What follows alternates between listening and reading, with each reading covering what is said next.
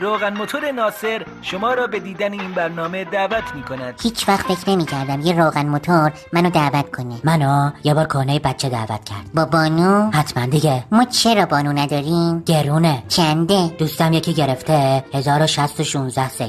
اندل مطالبه؟ نه، اندل مسابقه با دوستاش. همبرگر 405 هم شما را دعوت می کنند. باید بهش بگیم جای دیگه دعوتیم. همبرگر 405 چیه؟ فکر کنم قسمتشه. پس کاش از اولش می‌خوردیم. الان بخوریم هیچ چی نمی‌فهمیم. شاید 405مین همبرگریه که درست کردن. دونه دونه درست میکنن میفروشن. حتما دیگه. شاید مال شرکت پژوه.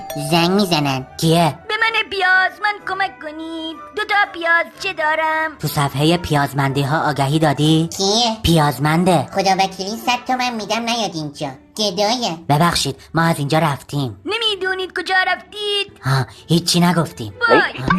تیریمس.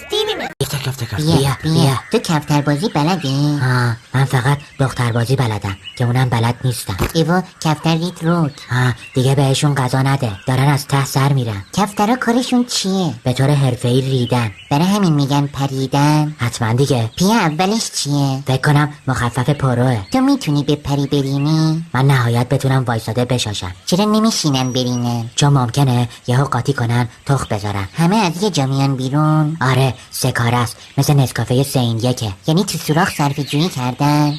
فکر کنم بتونن سرایی بزنن. ممکنه بخوان تخ بذارن اشتباهی برینن؟ حتما دیگه. فکر کن بری کلی خرج بیمارستان و دکتر بدی بعد اشتباهی جلو همه برینی. آره بعد تو رو دروازی انتو بزرگ کنی. انو میشه بزرگ کرد؟ نه ولی میشه انه بزرگ کرد. حالم داره بد میشه. آره بحثو عوض کنی. ایوا دوباره ریت روز. باشم بهشون برینم. با تفنگ میخوای بزنیشون؟ ایوا رید بهشون.